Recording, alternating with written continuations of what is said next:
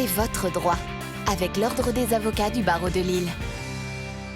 C'est votre droit sur Grand Lille TV en association avec l'Ordre des avocats de Lille et aujourd'hui nous accueillons sur le plateau Maître Chérifa Ben Moufok, bonjour. Bonjour. Avocate au barreau de Lille, vous allez aujourd'hui nous parler de la garde à vue, on en a tous déjà entendu parler bien sûr dans l'actualité. Et qu'est-ce que c'est concrètement la garde à vue ?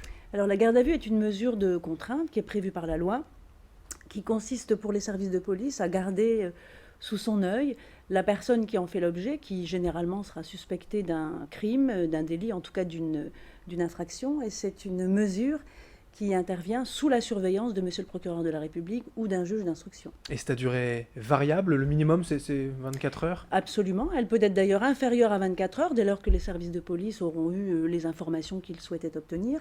Elle peut être de l'ordre de 48 heures, 96 heures dans certaines circonstances et on va dire encore plus exceptionnellement de 6 jours en matière de terrorisme. Alors on va y revenir parce qu'en plus c'est dans l'actualité, mais déjà, quelle est l'autorité judiciaire précise qui est chargée d'ordonner cette garde à vue, cette mesure ? Il s'agit d'une excellente question puisque la garde à vue, comme je vous l'indiquais à l'instant, constituant une mesure privative de liberté, est contrôlée expressément par monsieur le procureur de la République ou le juge d'instruction.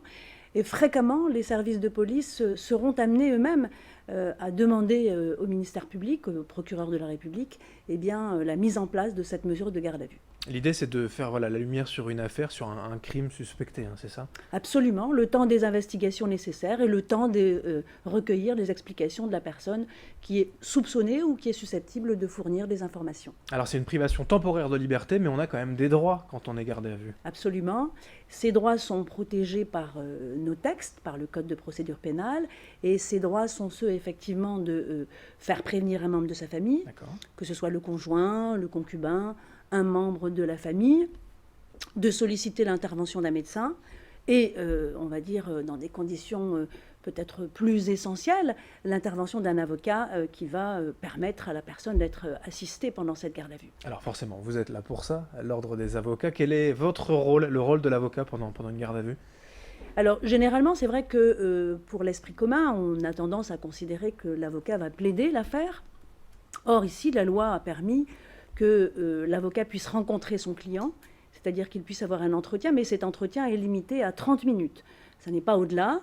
À l'issue de l'entretien de 30 minutes, l'avocat pourra assister son client dans le cadre des interrogatoires organisés par les services de police. Il assistera également aux confrontations qui seront décidées par les services de police. Et alors, on en parlait tout à l'heure en préambule, en matière de terrorisme, là, c'est des gardes à vue exceptionnelles. Absolument.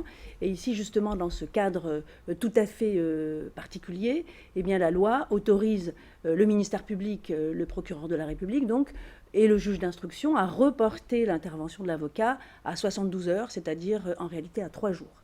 Merci Maître Ben Moufok pour ces éclairages compte tenu de la garde à vue. Avocate au barreau de Lille et la rubrique C'est votre droit sur Grand Lille TV. C'est votre droit, avec l'Ordre des avocats du barreau de Lille.